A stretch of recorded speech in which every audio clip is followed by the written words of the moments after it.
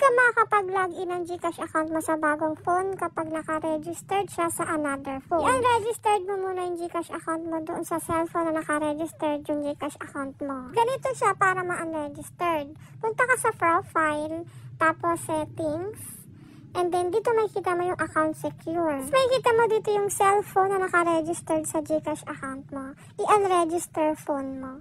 Tapos, pinutin mo ulit itong yes, unregister. Pero bago yan ma-unregister, kailangan mo munang mag-selfie dyan para ma-verify lang na ikaw yung may-ari ng GCash account.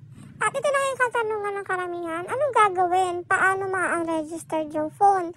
If ever na nasira na yung cellphone or nawala, paano ma-unregistered yung phone? Ganito yung gagawin nyo. Dito sa GCash nyo, kapag nakita nyo to na your account is already registered to another phone, makikita mo may get help sa baba, pipindutin nyo lang. Tapos pagka-pindot nyo ng get help, ganito yung makikita nyo, mababasa nyo may nakalagay na chat with Gigi sa baba, pipindutin nyo lang. Tapos, ganito, magkakaroon kayo dito ng conversation ni Gigi, wait nyo lang yung i-chat niya.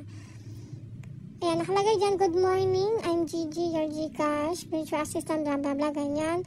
Tapos, mababasa nyo itong, I'm getting the prompt, you already have a registered phone. Pipindutin mo yung I'm getting the prompt. Tapos, wait nyo lang uli yung chat niya.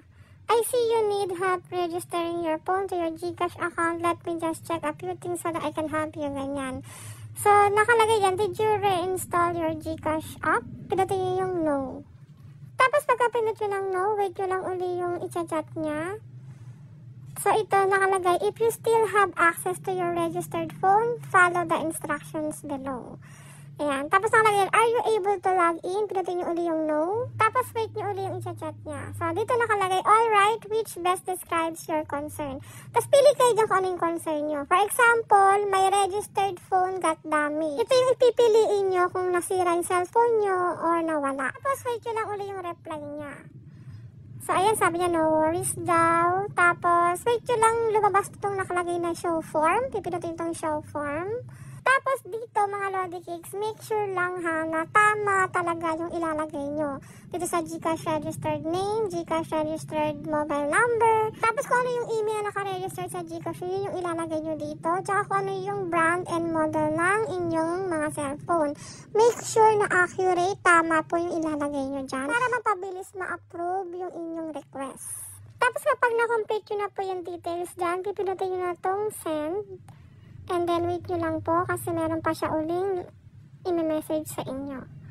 Yan. Next naman, kailangan nyo pong mag-provide ng documents para ma-process po yung request nyo. Kung ano po yung in-upload yung valid ID nung nag-register po kayo sa GCash, yun din po yung i-upload nyo dito para mag-grant po yung request natin. So, yan. File upload ka na. Select file kung saan nakasave or gusto mong picturean, pwede naman. Pinutin mo yung select file. Tapos, i-add mo na po dyan yung inyong valid ID. Bali, hindi ko na po ito itutuloy. Hindi na ako magpo-proceed sa step na to kasi wala naman po talaga akong request sa GCash. Pinakita ko lang sa inyo kung ano yung mga gagawin nyo if ever na hindi kayo makapag-unregistered phone dahil nasira na o nawala yung cellphone kung saan naka-registered yung mga GCash account nyo. So, yun lang.